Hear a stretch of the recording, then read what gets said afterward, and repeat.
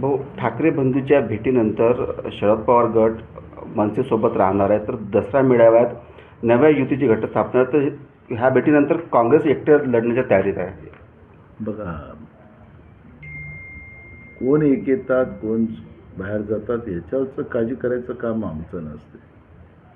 आणि मी अनेकदा सांगितलं की एका विपरीत परिस्थितीमध्ये हे महाविकास आघाडी झालेली होती आणि ती काय झाली त्याचं विश्लेषण पण मी अनेकदा केलेलं आहे. त्यामुळे मला असं वाटतं की यावर कुठली आम्हाला चर्चा करायची गरज नाही. राहिला हा जो प्रस्ताव जेव्हा आमच्या हायकमांडकडे जाईल तेव्हा हायकमांड निर्णय घेईल, तो आम्हाला सगळ्यांना मान्य राहील. नरेंद्र मोदींनी आज मोहन भागवतांना वाढदिवसाच्या शुभेच्छा दिल्या आहेत, तर त्यांना गरीब आणि दलितांना भेडसावणाऱ्या आव्हानाची त्यांना जाणीव आहे असा उल्लेख केला.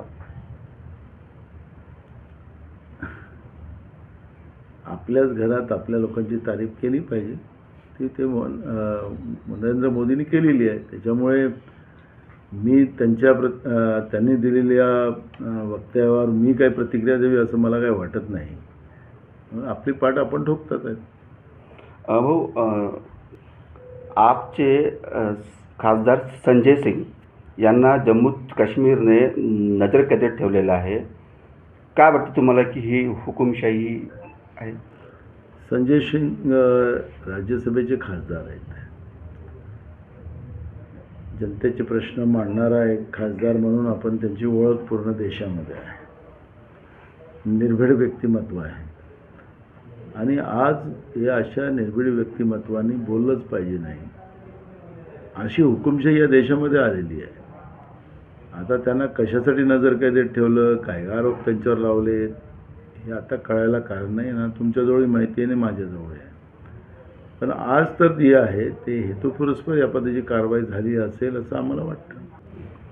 हो, काय सांगाल की राज्याच्या पोलीस महासंचालिका रश्मी शुक्ला यांच्यावरती जो खटला तुम्ही घातला होता, मानहानी दावा जो केला होता, तो आज न्यायालयाने अवैध ठरवून रद्द केला आहे. तो तुमची पुढची भूमिका काय असणार आहे? आम्ही या प्रकरणात अपीलमध्ये आम्ही जाणार, कारण की ज्या रश्मी शुक्लांनी पुण्याचे पोलीस कमिशनर असताना पदाचा दुरुपयोग करून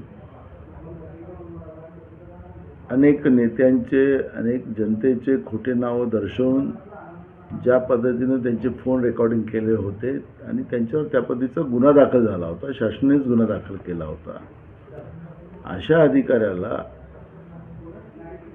खरे अर्थानं सोडताच येत नाही. यांना निश्चितपणे कारवाई व्हावी ही भूमिका आमची आहे आणि म्हणून या प्रकरणामध्ये आम्ही वरिष्ठ न्यायालयामध्ये अपीलमध्ये जाऊ.